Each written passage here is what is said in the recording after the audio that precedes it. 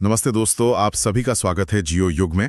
जी बिल्कुल। आज हम ज्योग्राफी से जुड़े महत्वपूर्ण प्रश्नों को आसान तरीके से समझेंगे। हाँ, बहुत ही आसान और मजेदार तरीके से। तो आज का हमारा ये पूरा विश्लेषण एक बहुत ही खास स्रोत सामग्री पर आधारित है, सही कहा। जिसका नाम है essential compendium of physical geography and earth science quiz. नाम थोड़ा भारी भरकम है। बिल्कुल, ये नाम सुनने में थोड़ा अकादमिक जरूर लग सकता है, लेकिन यकीन मानिए आज की हमारी ये चर्चा बहुत ही मजेदार होने वाली है। एकदम सही बात है। और सबसे बड़ी बात यह है कि ये सवाल सिर्फ ऐसे क्विज नहीं है जिन्हें रटकर किसी परीक्षा में पास होना हो। जी बिल्कुल नहीं। जब हम इन सवालों पर गहराई से चर्चा करते हैं तो ये हमारी पृथ्वी की इस विशाल संरचना और इसकी पूरी कार्यप्रणाली को समझने के बहुत ही बेहतरीन तरीके बन जाते हैं। मतलब एक तरह से भूगोल को समझने का ये सबसे अच्छा तरीका है कि हम सवालों के जरिए अपनी दुनिया को टटोलें। जी, मेरा भी यही मानना है। ये नजरिया बहुत ही शानदार है। हम सिर्फ सही उत्तर जानकर आगे नहीं बढ़ेंगे, बिल्कुल नहीं। बल्कि हम ये भी समझेंगे कि बाकी विकल्प क्यों दिए गए हैं और वे हमें कैसे भ्रमित कर सकते हैं। हाँ, विकल्पों का विश्लेषण बहुत जरूरी है। तो चलिए बिना किसी जल्दबाजी के एक एक करके इन सवालों की परतों को खोलते हैं। मैं पूरी तरह तैयार हूँ। हमारा पहला प्रश्न महासागरों की उस दुनिया के बारे में है जो आज भी हमारे लिए बहुत हद तक एक रहस्य बनी हुई है। बहुत बड़ा रहस्य। प्रश्न ध्यान से सुनिएगा। प्रश्न है, पृथ्वी का सबसे गहरा महासागरीय गर्त कौन सा है? ये एक बहुत ही अच्छा सवाल है। अब इसके लिए हमारे पास जो 4 विकल्प हैं वे इस प्रकार हैं। विकल्प ए है टोंगा गर्त, ठीक है। विकल्प बी है मरियाना गर्त, विकल्प सी है फिलीपींस गर्त और विकल्प डी है जापान गर्त। तो ये 4 विकल्प हैं हमारे पास। आपने सही पकड़ा। जापान और फिलीपींस जैसे देशों के नाम सुन के दिमाग में तुरंत वहां होने वाली भौगोलिक हलचल की बात आती है। हाँ, वो बहुत ही सक्रिय इलाके हैं। तो क्या कोई इस आधार पर जापान गर्त या फिलीपींस गर्त को सबसे गहरा मान सकता है? ये बहुत ही स्वाभाविक सी सोच है। जब हम गर्त या ट्रेंच की बात करते हैं तो हमारे दिमाग में समुद्र के तल में बनी एक बहुत गहरी खाई की तस्वीर आती है। जी। जापान और फिलीपींस दोनों ही भौगोलिक रूप से बहुत सक्रिय क्षेत्र हैं, इसलिए लोगों का ध्यान उनकी तरफ जाना एकदम लाजमी है। टोंगा गर्त भी तो काफी गहरा है। हाँ, टोंगा गर्त भी अपने आप में एक बहुत गहरी जगह है। लेकिन जब बात पृथ्वी के उस एक सबसे गहरे बिंदु की आती है तो ये सभी विकल्प पीछे छूट जाते हैं। अच्छा। एक गर्त ऐसा है जिसकी गहराई महासागरों में सबसे ज्यादा दर्ज की गई है। इसका मतलब है कि इन चारों में से कोई एक गर्त ऐसा है जो गहराई के मामले में बाकी सभी से बहुत आगे है। बिल्कुल। तो क्या वो मरियाना गर्त है? आपने बिल्कुल सही अनुमान लगाया। सच में? जी, इसका सही उत्तर है विकल्प बी, मरियाना गर्त। वाह। अगर हम इसे बहुत ही सरल शब्दों में समझें तो मरियाना गर्त पूरी पृथ्वी पर महासागर के भीतर मौजूद सबसे गहरा बिंदु है। यानी उससे गहरी जगह पानी में और कोई नहीं है। एकदम सही, ये महासागर के भीतर सबसे गहरा बिंदु है। ये सोचना ही अपने आप में कितना रोमांचक है कि पानी की सतह के नीचे इतनी गहरी दुनिया मौजूद है। सच में ये अकल्पनीय है। मरियाना गर्त का नाम भूगोल की दुनिया में एक बहुत बड़ा मुकाम रखता है। बिल्कुल। चलिए अब हम अपने दूसरे प्रश्न की तरफ बढ़ते हैं। जी, बताइए। यह प्रश्न भी महासागरों से ही जुड़ा है, लेकिन इसका नाम किसी सस्पेंस से भरी फिल्म जैसा लगता है। अच्छा, ऐसा क्या नाम है? हमारा दूसरा प्रश्न है, रिंग ऑफ फायर किस महासागर से संबंधित है? Ring of fire. इसके विकल्प हैं। विकल्प ए अटलांटिक महासागर, ठीक है। विकल्प बी हिंद महासागर, विकल्प सी प्रशांत महासागर और विकल्प डी आर्कटिक महासागर। तो ये 4 महासागरों के नाम हैं। हाँ, अब जब कोई रिंग ऑफ फायर नाम सुनता है तो दिमाग में तुरंत आग के एक बड़े घेरे की तस्वीर बनती है। बिल्कुल, नाम ही ऐसा है। आर्कटिक महासागर तो पूरी तरह से बर्फ से जुड़ा है, तो शायद वह इसका उत्तर नहीं हो सकता। हाँ, वो एक तार्किक सोच है। हिंद महासागर और अटलांटिक महासागर भी बड़े विकल्प हैं। आपका इस बारे में क्या सोचना है? ये नाम सच में बहुत ज्यादा ध्यान खींचने वाला है और आपका ये सोचना बिल्कुल सही है कि आर्कटिक महासागर, जो कि बहुत ठंडा है, उसका इस आग के घेरे से कोई संबंध नहीं लगता। जी, अटलांटिक और हिंद महासागर भी दुनिया के बहुत बड़े हिस्से को कवर करते हैं, लेकिन जिस भौगोलिक संरचना को रिंग ऑफ फायर कहा जाता है वो इन दोनों में से किसी भी महासागर के किनारे नहीं बनती। तो इसका मतलब हमारे पास विकल्पों में से अब सिर्फ प्रशांत महासागर ही बचता है। बिल्कुल सही। क्या रिंग ऑफ फायर का संबंध प्रशांत महासागर से है? एकदम सही। इस प्रश्न का सही जवाब है विकल्प सी, प्रशांत महासागर। क्या बात है। और अगर हम इसकी एक छोटी सी व्याख्या करें तो यह प्रशांत महासागर से जुड़ा वह क्षेत्र है जहां सबसे ज्यादा हलचल होती है। प्रशांत महासागर का वो पूरा किनारा जो एक रिंग के आकार में फैला है। जी, उसी को रिंग ऑफ फायर कहते हैं। बहुत ही अद्भुत। अब महासागरों की सतह से थोड़ा और नीचे हमारी पृथ्वी की बनावट की तरफ चलते हैं। चलिए। हमारा तीसरा प्रश्न इसी से जुड़ा है। प्रश्न है, पृथ्वी की सबसे मोटी परत कौन सी है? ये पृथ्वी की संरचना का एक बहुत ही बुनियादी सवाल है। इसके लिए हमारे पास ये 4 विकल्प हैं। विकल्प ए क्रस्ट, ठीक। विकल्प बी मैंटल, विकल्प सी बाहरी कोर और विकल्प डी आंतरिक कोर। चारों परतों के नाम है इसमें। जी, हम जानते हैं कि हमारी पृथ्वी कई परतों से मिलकर बनी है। क्रस्ट वो परत है जिस पर हम सब रहते हैं।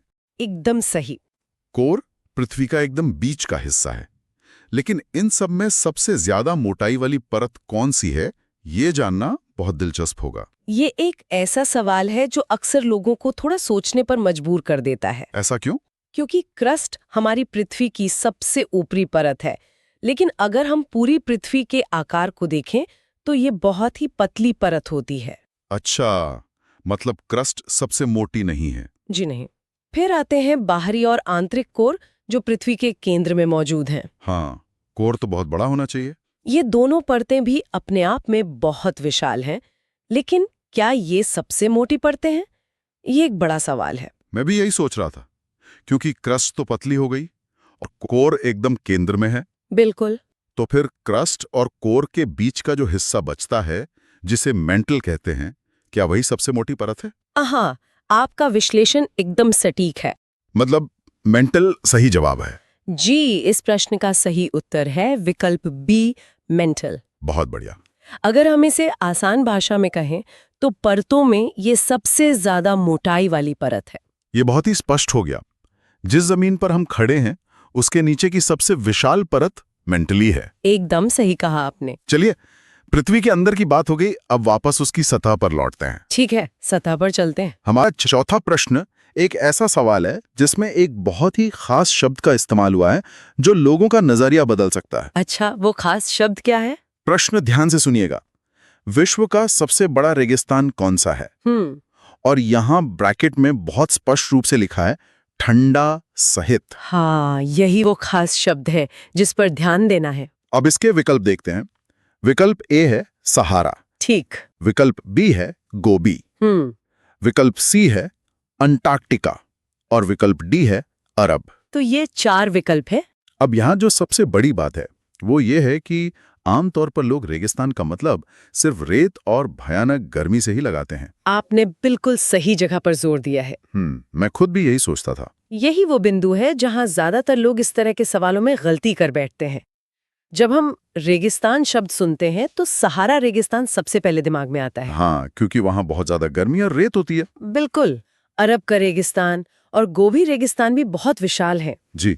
लेकिन सवाल में जो ब्रैकेट में ठंडा सहित लिखा गया है वो हमें रेगिस्तान की पूरी परिभाषा पर फिर से विचार करने को कहता है।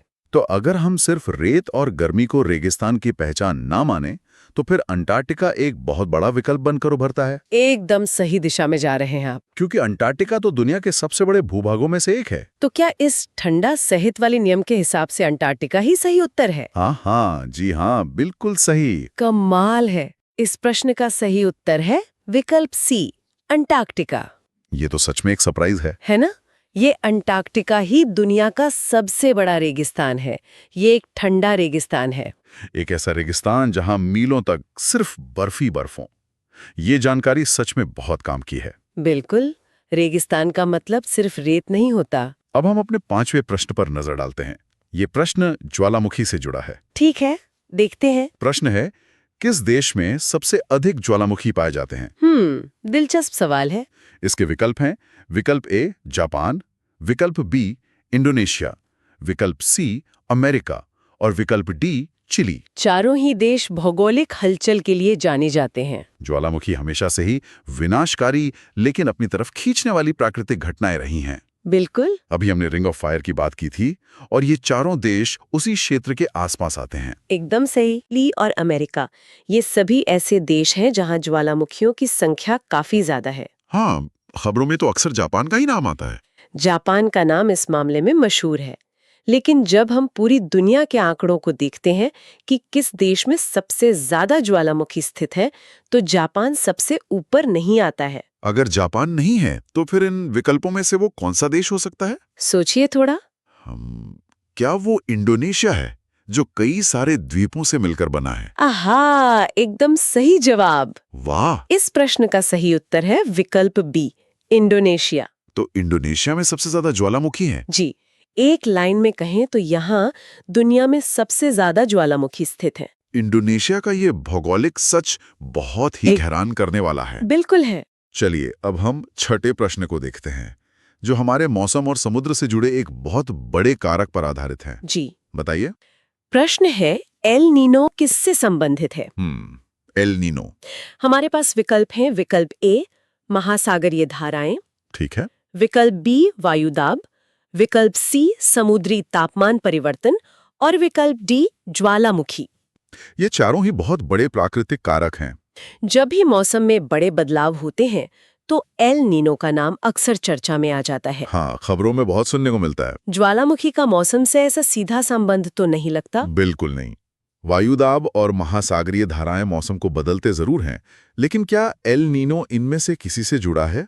एल नीनो एक ऐसा विषय है जिस पर मौसम वैज्ञानिक बहुत करीब से नजर रखते हैं। ज्वालामुखी इसका उत्तर नहीं हो सकता, ये आपने बिल्कुल सही कहा। जी।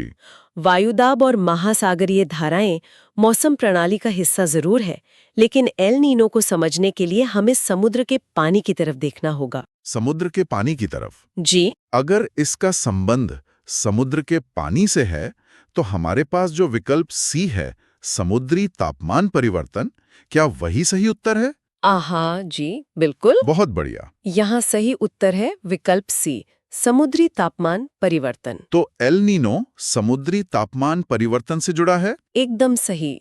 इसे समुद्र के तापमान में होने वाले बदलाव के रूप में स्पष्ट किया जाता है। यानी समुद्र के पानी के तापमान में होने वाला एक बदलाव कितना कुछ तय कर सकता है, ये सच में अद्भुत है। बिल्कुल, इसका असर पूरी दुनिया के मौसम पर पड़ता है। बहुत ही सरलता से आपने इसे स्पष्ट किया। शुक्रिया। अब हम प्रश्न पहाड़ों के बारे में है। प्रश्न है, विश्व की सबसे लंबी पर्वत श्रृंखला कौन सी है? लंबी पर्वत श्रृंखला। और यहाँ एक बार फिर एक विशेष शर्त ब्रैकेट में लिखी है, जो है स्थल पर। हाँ, स्थल पर। ये ध्यान रखना बहुत जरूरी है। हमारे विकल्प हैं विकल्प ए, हिमालय। विकल्प बी, एंडीज। विकल्प सी, रॉकी। और विकल्प डी, अल्प्स। चारों ही बहुत मशहूर पर्वत श्रृंखलाएं हैं। अब अगर हम हिमालय की बात करें तो हम सब जानते हैं कि वहां दुनिया की सबसे ऊंची चोटियां हैं। बिल्कुल, एवरेस्ट वहीं तो है। लेकिन यहां बात ऊंचाई की नहीं बल्कि लंबाई की हो रही है, और स्थल पर यानी जमीन पर ध्यान देना बहुत जरूरी है। बिल्कुल, उस शब्द स्थल पर और लंबी पर जोर देना ही इस सवाल की सही चाबी है। जी। अक्सर लोग हिमालय को उसकी ऊंचाई के कारण सबसे लंबी पर्वत श्रृंखला भी मान लेते हैं, जो कि एक गलत धारणा है। हिमालय सबसे ऊंचा जरूर है, पर लंबा नहीं। एकदम सही। रॉकी और आल्प्स भी दुनिया की बहुत विशाल पर्वत श्रृंखलाएं हैं, लेकिन जब बात एक छोर से दूसरे छोर तक की कुल लंबाई की आती है तो आंकड़े बदल जाते हैं। तो अगर हिमालय सबसे लंबा नहीं है, तो क्या एंडीज पर्वत श्रृंखला दुनिया की सबसे लंबी पर्वत श्रृंखला है? हाँ, आपने बिल्कुल सही निष्कर्ष निकाला है। तो एंडीज सही जवाब है, यानी जमीन पर दुनिया की सबसे लंबी पर्वत श्रृंखला है। आज प्रश्न है, ओजोन परत किस मंडल में है? ऑप्शंस क्या हैं इसके? इसके विकल्प हैं A, troposphere. B, stratosphere. C, mesosphere. या डी, आइनोस्फियर। ये थोड़ा ट्रिकी हो सकता है, क्योंकि ये सारे स्फीयर वाले नाम ना एक जैसे ही लगते हैं सुनने में। हाँ, एकदम। मतलब अगर हम थोड़ा लॉजिक लगाएं तो ट्रोपोस्फियर तो सबसे नीचे वाली परत होती है ना, जहां ये सब मौसम बदलता है, बारिश होती है। सही कहा। और ओजोन जैसी एक जरूरी परत को एक शांत जगह चाहिए होती है, ताकि वो एक स्थिर आवरण बना सके। वो मौसम की उथल-पुथल में नहीं रह सकती। तो इसी शांत क्षेत्र वाले लॉजिक के आधार पर इस पहले प्रश्न का सही उत्तर है बी, स्ट्रेटोस्फियर। ओजोन परत पृथ्वी के स्ट्रेटोस्फियर मंडल में स्थित होती है, जो हमें सूरज से आने वाली खतरनाक अल्ट्रावायलेट किरणों से बचाती है। बहुत ही बढ़िया एक्सप्लेनेशन था ये। अब आसमान से नीचे जमीन और नदियों की तरफ आते हैं। हमारा दूसरा प्रश्न है, विश्व का सबसे बड़ा डेल्टा कौन सा है? हाँ, ये सवाल भी कई बार लोगों को बहुत कंफ्यूज करता है। बिल्कुल करता है। चलिए मैं विकल्प पढ़ता हूँ। ए नील, बी अमेजन, सी गंगा ब्रह्मपुत्र या डी मिसिसिपी। अब देखिए, जैसे ही कोई आम इंसान ये सवाल सुनेगा तो उसका दिमाग तुरंत दुनिया की सबसे बड़ी नदियों पर जाएगा। हाँ, मतलब नील नदी दुनिया की सबसे लंबी नदी है और अमेज़न सबसे विशाल है, तो लगता है कि डेल्टा भी उन्हीं का सबसे बड़ा होगा। लेकिन भूगोल में ऐसा सीधा हिसाब नहीं चलता। डेल्टा तब बनता है जब नदी समुद्र में मिलने से पहले धीमी हो जाती है और अपने साथ लाई हुई मिट्टी और गाद को वहीं जमा कर देती है। और शायद अमेज़न का बहाव इतना तेज है कि वो सब कुछ। हाँ, वो सारा अवसाद सीधे समुद्र के अंदर गहरे बह जाता है। वहाँ कोई डेल्टा टिक ही नहीं पाता। तो इसका मतलब लंबाई नहीं बल्कि नदी जो मिट्टी लेकर आ रही है वो ज्यादा जरूरी है। तो इस प्रश्न का सही उत्तर है सी गंगा ब्रह्मपुत्र। गंगा और ब्रह्मपुत्र नदियों द्वारा बनाया गया डेल्टा ही विश्व का सबसे बड़ा डेल्टा है, जिसे हम सुंदरबन के नाम से भी जानते हैं ना? बिल्कुल। ये दोनों नदियां हिमालय से बहुत सारी उपजाऊ मिट्टी लेकर आती हैं और बंगाल की खाड़ी के पास एकदम समतल जमीन पर उसे जमा कर देती हैं। क्या बात है। अब मिट्टी और जमीन की बात हो ही रही है तो हम अपने तीसरे प्रश्न की ओर बढ़ते हैं, जो इंसानों की आबादी से जुड़ा है। ये मानव भूगोल का एक बहुत ही दिलचस्प हिस्सा है। प्रश्न है, सबसे अधिक जनसंख्या वाला द्वीप कौन सा है? और हमारे विकल्प हैं ए ग्रीनलैंड, बी न्यू गिनी, सी जावा या डी बोर्नियो। अगर हम सिर्फ जमीन के आकार की बात करें तो ग्रीनलैंड तो बहुत ही विशाल है।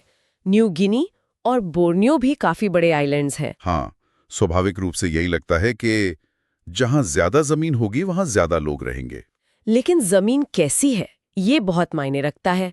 अब ग्रीनलैंड बर्फ से ढका है तो वहां खेती तो हो नहीं सकती। और बोर्नियो में तो शायद बहुत घने जंगल हैं। एकदम सही। वहां की मिट्टी बहुत जल्दी अपने पोषक तत्व खो देती है।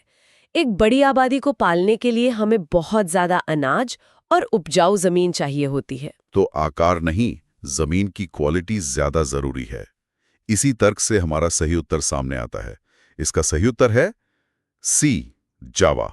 जावा द्वीप दुनिया में सबसे अधिक आबादी वाला द्वीप है, जबकि ये आकार में काफी छोटा है बाकी विकल्पों से। हाँ, लेकिन जावा में जो ज्वालामुखी है ना, उनकी राख समय के साथ दुनिया की सबसे उपजाऊ मिट्टी में बदल जाती है, जिससे वहां चावल की खेती बहुत अच्छी होती है और करोड़ों लोगों का पेट भरता है। विनाशकारी ज्वालामुखी से जीवन देने वाली मिट्टी बनना प्रकृति का सच में एक अद्भुत चक्र है। चलिए अब हम अपने चौथे प्रश्न पर चलते हैं। मैं तैयार हूं, बताइए। प्रश्न है, किस देश को लैंड ऑफ मिडनाइट सन कहते हैं?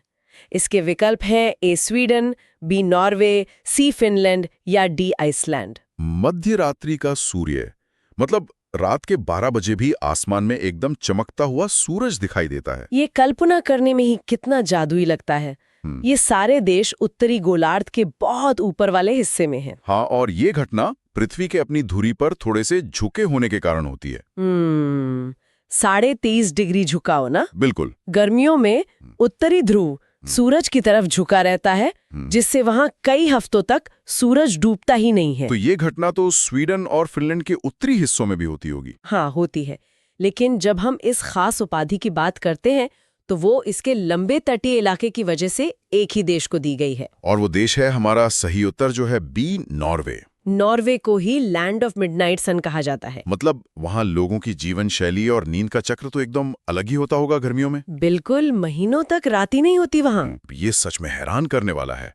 अब सूरज और पृथ्वी के इसी रिश्ते से हमारा 5वां प्रश्न भी जुड़ा है। प्रश्न है, पृथ्वी सूरज से सबसे दूर कब होती है? ये सवाल मुझे बहुत पसंद है क्योंकि ये लोगों के कॉमन सेंस को थोड़ा टेस्ट करता है। हाँ, और इसके विकल्प है ए जनवरी, बी मार्च, सी जुलाई या डी सितंबर। अब देखिए, हम इंसान गर्मी को सीधे तौर पर दूरी से जोड़ते हैं।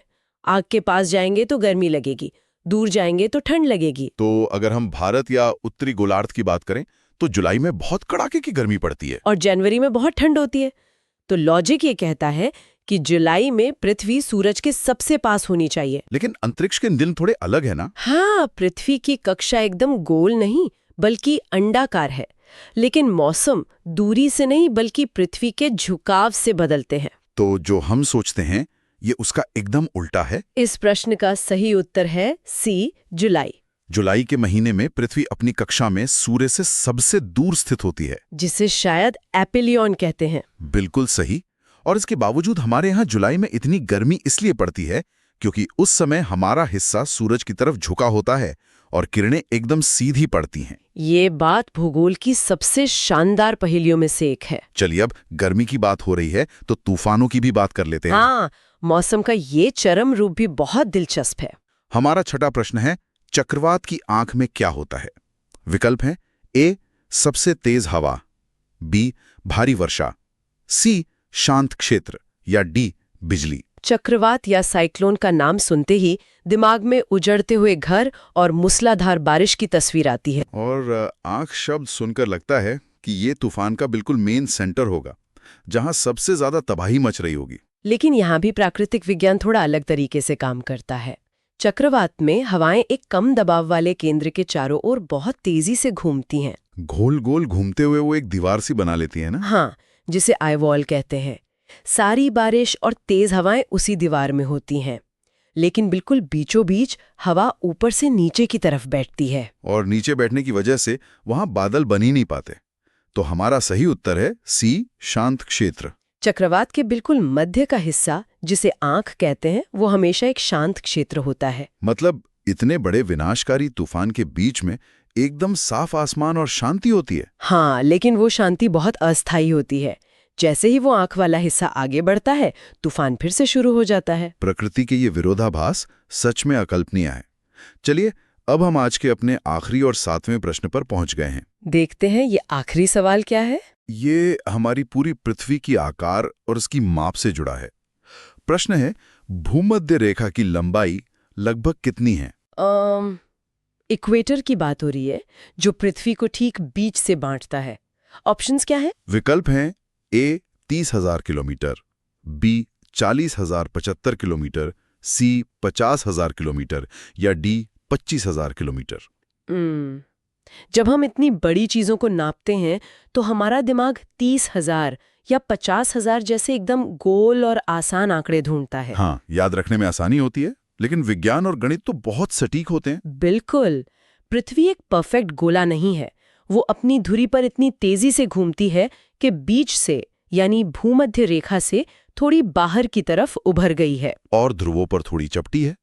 इसी उभार की वजह से भूमध्य रेखा की लंबाई थोड़ी ज्यादा होती है। हाँ, और ये माप बहुत ही सटीक होनी चाहिए। तो इसी सटीकता को ध्यान में रखते हुए हमारा सही उत्तर है बी 40,075 किलोमीटर। पृथ्वी की भूमध्य रेखा की कुल लंबाई लगभग 40,075 किलोमीटर है। और इसी सटीक माप की वजह से तो हमारे नेविगेशन और जीपीएस सिस्टम सही से काम कर पाते हैं ना? एकदम सही। ये सिर्फ एक नंबर नहीं है, बल्कि हमारी पूरी आधुनिक नेविगेशन तकनीक का एक बहुत बड़ा आधार है। क्या बात है। पृथ्वी का घूर्णन किस दिशा में होता है? और इसके विकल्प हैं उत्तर से दक्षिण, पश्चिम से पूर्व, पूर्व से पश्चिम या फिर दक्षिण से उत्तर। तो इसका सही जवाब है पश्चिम से पूर्व। अच्छा, चलिए इसे थोड़ा विस्तार से समझते हैं।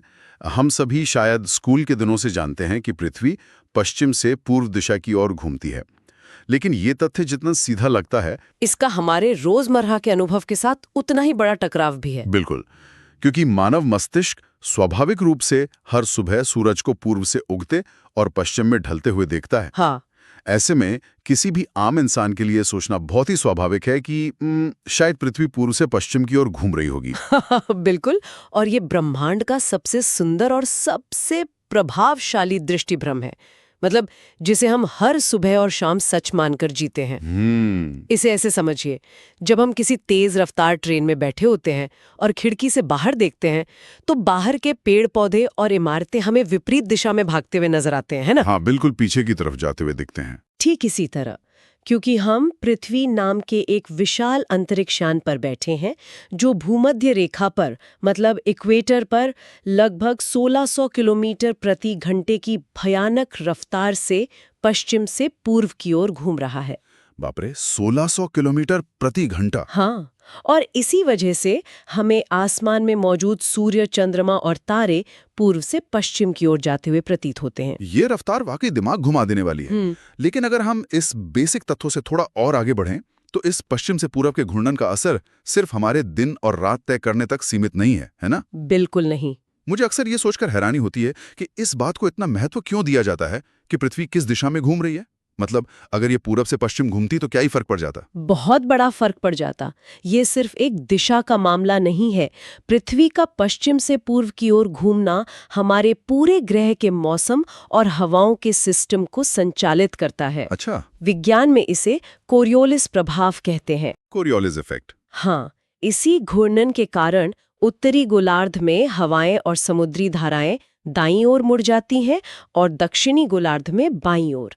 अगर पृथ्वी विपरीत दिशा में घूम रही होती तो दुनिया भर के रेगिस्तान वहां नहीं होते जहां वे आज हैं। क्या बात कर रहे हैं। सच में, महासागरों की धाराएं उलट जाती। यूरोप, जो गल्फ स्ट्रीम की वजह से रहने लायक गर्म रहता है, वो पूरी तरह से बर्फ में जम जाता। यानी जो चीज हमें एक साधारण सा खगोलीय तथ्य लगता है वो असल में हमारे वजूद की, हमारे अस्तित्व की सबसे बड़ी शर्त है। ये बहुत ही दिलचस्प है। बिल्कुल। अब इस विशाल खगोलीय तथ्य से और अंतरिक्ष की इन बातों से वापस जमीन पर आते हैं, बिल्कुल नीचे उस मिट्टी पर जिस पर हम चलते हैं। भारतीय भूगोल पर आते हैं। हाँ, तो हमारा अगला प्रश्न इसी से जुड़ा है। प्रश्न है, किस मिट्टी को रेगुर मिट्टी कहते हैं? और विकल्प हैं लाल, काली, जलोढ़ या लैटराइट। तो इसका सही जवाब है काली मिट्टी। काली मिट्टी। मैंने हमेशा ऐसे काली कपास मिट्टी के रूप में ही पढ़ा और सुना है। तो ये रेगुर नाम कहाँ से आ गया? और इस मिट्टी में ऐसा क्या खास है जो इसे इतना महत्व दिया जाता है? यहाँ सबसे दिलचस्प बात यह है कि भूगोल में एक ही प्राकृतिक तत्व के कितने अलग अलग स्तर के नाम होते हैं जो विज्ञान और स्थानीय संस्कृति दोनों को जोड़ते हैं। वैज्ञानिक रूप से ये काली मिट्टी है जो बेसाल्टिक चट्टानों से बनी है। लाखों साल पहले जब भारतीय उपमहाद्वीप में ज्वालामुखी फटे थे और लावा फैला था, जिसे हम दक्कन ट्रैप्स कहते हैं। हाँ, महाराष्ट्र और गुजरात का वो पूरा इलाका। एग्जैक्टली। उसी लावे के ठंडे होने और समय के साथ टूटने से ये मिट्टी बनी। लेकिन जो ये रेगुर शब्द है ना, ये स्थानीय तेलुगु भाषा के रेगुड़ा या मराठी शब्द से निकला है। अच्छा। एक किसान के लिए ये सिर्फ एक ज्वालामुखी का अवशेष नहीं है, ये उसकी आजीविका का आधार है। लेकिन भारत में तो लाल मिट्टी, जलोढ़ मिट्टी यानी एलिवेल सॉयल और भी कई तरह की मिट्टियां हैं। हाँ, बहुत सी हैं। फिर इस काली या रेगुर मिट्टी को ही इतनी अहमियत क्यों मिलती है, खासकर जब हम कपास या कॉटन की खेती की बात करते हैं? क्या इसमें कोई जादुई गुण है? जादुई तो नहीं, लेकिन वैज्ञानिक गुण जरूर है। इस मिट्टी की सबसे बड़ी खासियत इसकी नमी सोखने और उसे लंबे समय तक बनाए रखने की क्षमता है। मतलब ये पानी को रोक कर रखती है? बिल्कुल। जब बारिश होती है तो ये मिट्टी फूल जाती है और बहुत चिपचिपी हो जाती है। लेकिन जब सूखा मौसम आता है तो इसमें गहरी दरारें पड़ जाती हैं। दरारें? हाँ, और ये दरारें इतनी चौड़ी होती हैं कि हवा सीधे मिट्टी की गहराई तक पहुंच जाती है। एक तरह से ये मिट्टी खुद की जुताई खुद ही कर लेती है। Self ploughing? एग्जैक्टली। इसी वजह से ये उन फसलों के लिए एकदम वरदान है जिन्हें लंबे समय तक नमी की जरूरत होती है, जैसे कि कपास। ये सच में प्रकृति की एक अद्भुत इंजीनियरिंग है। मिट्टी जो मौसम के हिसाब से खुद को ढाल लेती है और अपनी जुताई खुद कर लेती है। हाँ, ये एक बेहतरीन उदाहरण है। बिल्कुल। चलिए अब इस जमीन और मिट्टी से थोड़ा आगे बढ़ते हैं और नदियों की बात करते हैं। सोर्स में एक ऐसा तथ्य दिया गया है जो आमतौर पर लोगों के दिमाग में बैठी हुई धारणाओं को सीधे सीधे चुनौती देता है। वो कौन सा सवाल है? मैं पढ़ता हूँ। यहाँ आकर बात सच में बहुत रोचक हो जाती है। प्रश्न है, किस देश में नील नदी का उद्गम माना जाता है, यानी नाइल रिवर का ओरिजिन? विकल्प है मिस्र, सूडान, युगांडा या इथियोपिया। तो इसका सही जवाब है युगांडा। युगांडा। अब देखिए, अगर दुनिया में किसी से भी नील नदी के बारे में पूछा जाए तो उनके दिमाग में सबसे पहली छवि पिरामिडों की आती है। हाँ, प्राचीन मिस्र की सभ्यता। बिल्कुल, फैरो राजाओं की छवि आती है। नील नदी का नाम सुनते ही इजिप्ट या मिस्र का ख्याल आना इतना स्वाभाविक है कि कोई भी आसानी से ये मान लेगा कि इसका उद्गम भी वहीं से होता होगा। ज्यादातर लोग यही सोचते हैं। लेकिन सोर्स हमें एक बिल्कुल अलग कहानी बता रहा है। इसके अनुसार नील नदी का मुख्य उद्गम युगांडा में माना जाता है। अब मेरा सवाल ये है कि अगर ये नदी युगांडा से शुरू होती है तो इतिहास और भूगोल में सारा क्रेडिट मिस्र को क्यों मिलता है? क्या युगांडा के लोगों ने इस नदी के किनारे कोई सभ्यता नहीं बसाई? ये एक बहुत ही शानदार विरोधाभास है और यही कारण है कि ये भौगोलिक तथ्य इतना महत्वपूर्ण है। ये हमें सिखाता है कि किसी नदी की भौगोलिक यात्रा और उसकी सांस्कृतिक या ऐतिहासिक पहचान के बीच कितना बड़ा अंतर हो सकता है। वो कैसे? देखें, नील नदी का जो मुख्य हिस्सा है जिसे व्हाइट नाइल कहते हैं, वो युगांडा में विक्टोरिया झील से निकलती है। Lake Victoria. हाँ। अब आपके सवाल पर आते हैं कि युगांडा को श्रेय क्यों नहीं मिलता। युगांडा विषुवतीय क्षेत्र में आता है, मतलब इक्वेटोरियल रीजन में। अच्छा, जहां बारिश बहुत होती है। बिल्कुल, वहां साल भर भरपूर बारिश होती है। वहां और भी कई नदियां और झीलें हैं। वहां के लोगों की जीवित रहने के लिए नील नदी कोई एकमात्र सहारा नहीं है। वो मैं समझ रहा हूं, लेकिन मिस्र के मामले में कहानी बिल्कुल उल्टी है। बिल्कुल, मिस्र एक भयंकर और सूखा रेगिस्तान है। सहारा डेजर्ट का हिस्सा। हाँ, अगर वहां नील नदी ना होती तो मिस्र में जीवन की कल्पना भी नहीं की जा सकती थी। नील नदी युगांडा, सूडान और कई अन्य राजनीतिक सीमाओं को पार करते हुए हजारों किलोमीटर का सफर तय करती है और उस सूखे रेगिस्तान में जीवन लेकर आती है। मिस्र को नील नदी का वरदान कहा जाता है, क्योंकि मिस्र की महान सभ्यता इस नदी के बिना पनप ही नहीं सकती थी। उनका पूरा समाज ही इसी पर टिका था। उनका समाज, कृषि और धर्म सब कुछ इस नदी के इर्द गिर्द बुना गया था। इसलिए भले ही भौगोलिक उद्गम युगांडा की शांत झीलों में हो, लेकिन सांस्कृतिक और ऐतिहासिक पहचान हमेशा मिस्र के साथ जुड़ गई। ये एक तरह से प्रकृति का अपना ग्लोबलाइजेशन है। पानी किसी एक देश में जन्म लेता है, लेकिन वो उस देश की पहचान बन जाता है जिसे उसकी सबसे ज्यादा जरूरत होती है। बहुत ही खूबसूरत तरीके से कहा आपने। ये तथ्य हमें याद दिलाता है कि राजनीतिक मानचित्र और प्राकृतिक मानचित्र हमेशा एक जैसी कहानी नहीं कहते। इंसान लकीरें खींचकर नदियों को बांटने की कोशिश करता है, लेकिन नदियां सिर्फ अपने ढलान और जरूरत का रास्ता जानती हैं। बिल्कुल। अब जब हम पानी और जल निकायों की बात कर ही रहे हैं, तो इस सोर्स में झीलों से जुड़े दो अहम सवाल एक साथ दिए गए हैं। ये एक ऐसा हिस्सा है जिसने मेरे दिमाग के भौगोलिक नक्शे को पूरी तरह से हिला कर रख दिया। झीलों की तुलना? हाँ, मैं पहला सवाल पढ़ता हूँ। क्षेत्रफल के हिसाब से विश्व की सबसे बड़ी मीठे पानी की झील कौन सी है? और इसके विकल्प हैं सुपीरियर, विक्टोरिया, बैकाल या मिशिगन। इसका सही जवाब है सुपीरियर झील। Lake superior. और इसी से जुड़ा दूसरा सवाल है, बैकाल झील किस लिए प्रसिद्ध है? विकल्प है सबसे बड़ी, सबसे गहरी, सबसे खारी या सबसे गर्म। और इसका सही जवाब है सबसे गहरी झील। सबसे गहरी। अब देखिए, हम आमतौर पर किसी चीज के बड़े होने का मतलब सिर्फ उसके फैलाव से लगाते हैं। तो इन दोनों झीलों की ये अलग अलग ख्याति, एक क्षेत्रफल में बड़ी और एक गहराई में, ये हमें भूगोल के बारे में क्या सिखाती है? अगर हम इसे बड़ी तस्वीर से जोड़कर देखें तो इन दोनों झीलों की तुलना हमारे फ्लैट मैप बायस पर एक बहुत गहरी चोट करती है। फ्लैट मैप बायस मतलब नक्शे को सपाट देखने की आदत। एग्जैक्टली। हम दुनिया को सिर्फ एक सपाट कागज पर देखने के इतने आदी हो चुके हैं कि हमारा दिमाग हर चीज को सिर्फ उसकी लंबाई और चौड़ाई के आधार पर मापता है।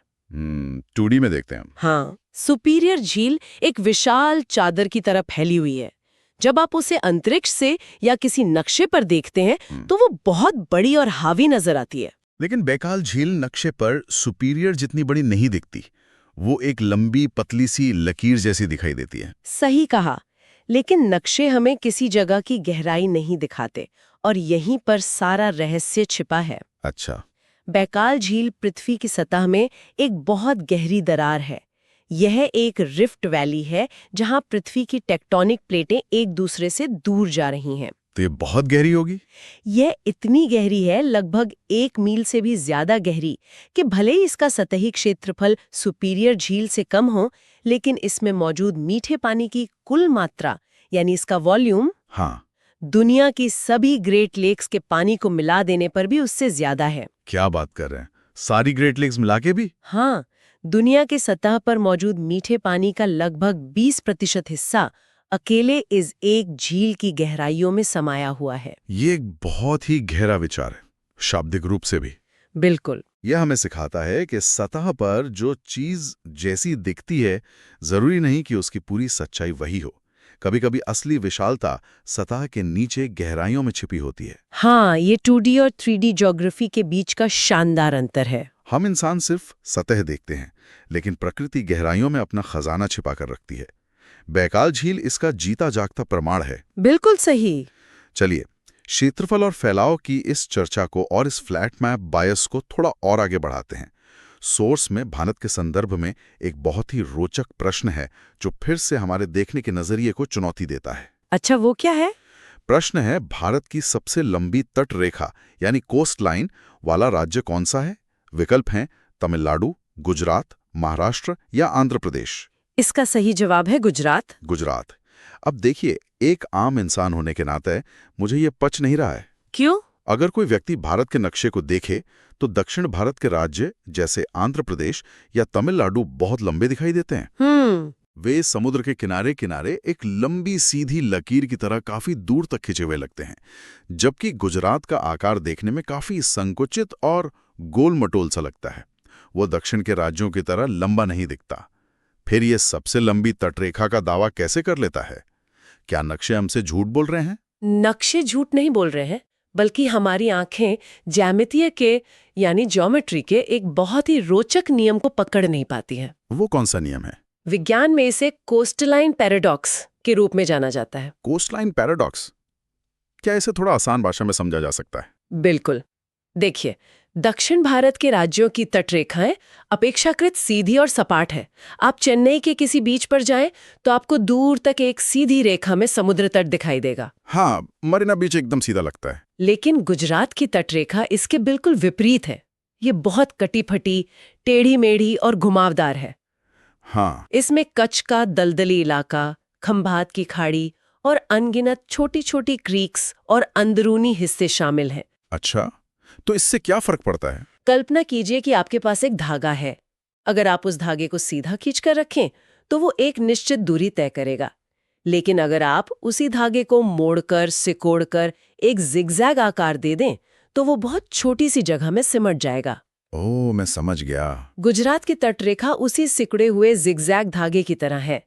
जब आप उस पूरी कटी-फटी तटरेखा को उसके हर एक छोटे मोड़ और खाड़ी को खोलकर एक सीधी रेखा में नापना शुरू करते हैं तो उसकी कुल लंबाई किसी भी अन्य भारतीय राज्य की तटरेखा से कहीं अधिक निकलती है। ये तो मानो भूगोल का एक जादू है। कोस्टलाइन पैराडॉक्स यही कहता है कि आप जितनी छोटी इकाई या पैमाने से तटरेखा को नापेंगे वो उतनी ही लंबी होती जाएगी, क्योंकि आप हर छोटे मोड़ को उसमें शामिल करने लगते हैं। ये इस बात का एक और सटीक उदाहरण है कि कैसे हमारी आंखें और एक सपाट नक्शा हमें धोखा दे सकते हैं। बिल्कुल। आप में बहुत बड़ा अंतर हो सकता है।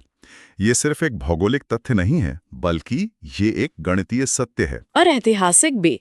गुजरात के ये टेढ़े मेढ़े और सुरक्षित तट ही तो थे जिन्होंने प्राचीन काल से ही उसे एक महान व्यापारिक केंद्र बनाया। हाँ, लोथल जैसे हड़क्काकालीन बंदरगाहों से लेकर आज तक इन घुमावदार खाड़ियों ने जहाजों को सुरक्षित पनाह दी है। सही कहा। और व्यापार की इस बात से हम आज के अंतिम और शायद सबसे खूबसूरत प्रश्न पर पहुंचते हैं, जहां भूगोल, मौसम विज्ञान और मानव संस्कृति आपस में मिल जाते हैं। मैं प्रश्न पढ़ता हूं, मॉनसून शब्द किस भाषा से आया है? विकल्प हैं अंग्रेजी, अरबी, हिंदी या पुर्तगाली। इसका सही जवाब है अरबी भाषा। अरबी। हम भारत में रहते हैं।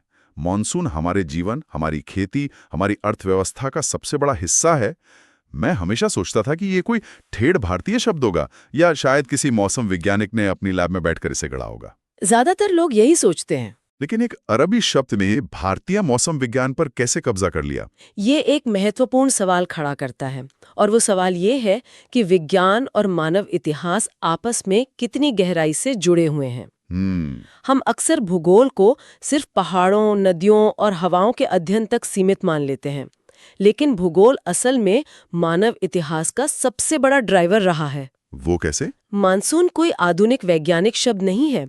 यह शब्द सदियों पहले उन अरब नाविकों और व्यापारियों द्वारा इस्तेमाल किया गया था जो अपनी व्यापारिक यात्राओं के लिए पूरी तरह से हवा की दिशाओं पर निर्भर करते थे। अच्छा, क्या इसका संबंध उसी कोरियोलिस प्रभाव से है जिसकी बात हमने शुरुआत में की थी, पृथ्वी के घूमने के कारण हवाओं का दिशा बदलना? बिल्कुल सटीक। अरब के नाविकों ने सदियों पहले ये बहुत बारीकी से देख लिया था कि साल के एक खास समय में गर्मियों के दौरान हवाएं समुद्र से भारतीय उपमहाद्वीप की जमीन की ओर चलती हैं। इन हवाओं के सहारे वो अपने बड़े बड़े पाल वाले जहाज़ों को, जिन्हें ढोव कहा जाता था, बिना किसी इंजन के सिर्फ हवा के धक्के से भारत के पश्चिमी तटों तक ले आते थे। क्या बात है। और फिर सर्दियों में जब दिशा बदलकर हवाएं जमीन से समुद्र की ओर चलने लगती थीं, तो वे उन्हीं हवाओं के सहारे वापस अपने देश लौट जाते थे। यानी हवाएं ही उनका इंजन थी। बिल्कुल। अरबी भाषा में मौसम या मौसम का अर्थ ही होता है ऋतु या सीजन।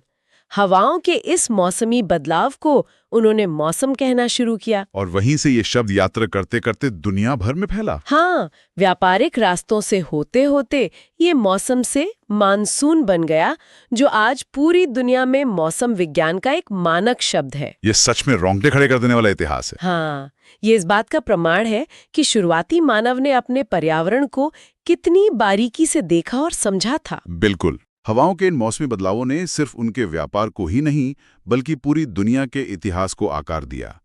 अगर वे मानसूनी हवाएं नहीं होती तो शायद प्राचीन व्यापारिक मार्ग वैसे नहीं पनपते जैसे वे पनपे। सही बात है। ये शब्द अरबी से शुरू होकर आज उस पूरी भौगोलिक घटना का प्रतीक बन गया है जो भारत सहित दुनिया के कई हिस्सों में खेती और जीवन का मुख्य आधार है। ये दिखाता है कि भाषा भी एक तरह का ऐतिहासिक नक्शा होती है, जो हमें बताती है कि ज्ञान और लोगों ने दुनिया भर पहले बिंदु से जो दुनिया के सबसे खारे समुद्र के बारे में है।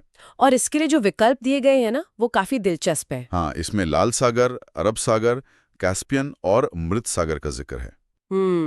अब लाल सागर और अरब सागर का इतिहास तो व्यापार और मानव सभ्यता से बहुत गहरा जुड़ा है। और उनमें भी खारापन होता है। बिल्कुल होता है। लेकिन जब बात एकदम चरम सीमा की आती है ना, तो मृत सागर यानी डेड सी सबसे आगे निकल जाता है। इसका तो नाम ही मृत है, जो बिना कुछ कहे इसकी पूरी कहानी बयां कर देता है। एकदम सही। और मैं बता रही थी कि ये नामकरण बहुत ही सटीक और वैज्ञानिक दृष्टिकोण से अर्थपूर्ण है। वो कैसे? ठीक है, जब हम किसी भी पानी के स्रोत के खारेपन की बात करते हैं तो एक सामान्य स्तर तक जीवन वहां पनप सकता है।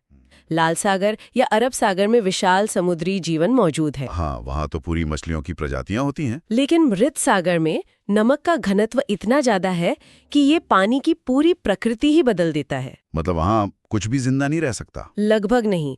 वहाँ का पर्यावरण इतना कठोर और विषैला हो जाता है कि मछलियाँ या समुद्री पौधे जैसे सामान्य जीवों के लिए बचना असंभव हो जाता है। तो क्या वहाँ बिल्कुल कोई जीवन नहीं है? केवल कुछ विशेष प्रकार के सूक्ष्म जीव ही उस वातावरण में जीवित रह पाते हैं। यह हमें दिखाता है कि जब कोई एक प्राकृतिक तत्व अपनी सीमा पार कर लेता है तो वो पूरे इकोसिस्टम को कैसे बदल सकता है। घनत्व वाली बात बहुत ही दिलचस्प है। मतलब जब नमक का स्तर इतना बढ़ जाता है तो पानी इतना भारी हो जाता है कि कोई भी चीज उसमें आसानी से डूबती नहीं है। हाँ, लोग बिना किसी मेहनत के उस पानी की सतह पर बस लेटे रह सकते हैं। बिल्कुल। और दिलचस्प बात यह है कि विकल्पों में कैस्पियन का भी नाम था, जिसे अक्सर दुनिया की सबसे बड़ी खारे पानी की झील माना जाता है, जो कि एक तरह से भटकाने वाला विकल्प था। हाँ, लेकिन मृत सागर का जो खारापन है वो उसे एक बिल्कुल ही अलग श्रेणी में ला खड़ा करता है। और ये हमें ये सोचने पर मजबूर करता है कि पृथ्वी पर ऐसे पर्यावरण भी मौजूद हैं जो हमारे सामान्य अनुभवों से बिल्कुल अलग हैं। सही कहा। ये केवल पानी के गड्ढे नहीं हैं, बल्कि ये एक तरह की प्राकृतिक प्रयोगशालाएं हैं, जहां हम देख सकते हैं कि भौतिक नियम कैसे काम करते हैं जब रसायन अपनी चरम सीमा पर होते हैं। और ये अत्यधिक खारापन केवल एक संयोग नहीं है, ये वहाँ की जलवायु, वाष्पीकरण की उच्च दर और उस क्षेत्र में पानी के बाहर निकलने का कोई रास्ता न होने का सीधा परिणाम है।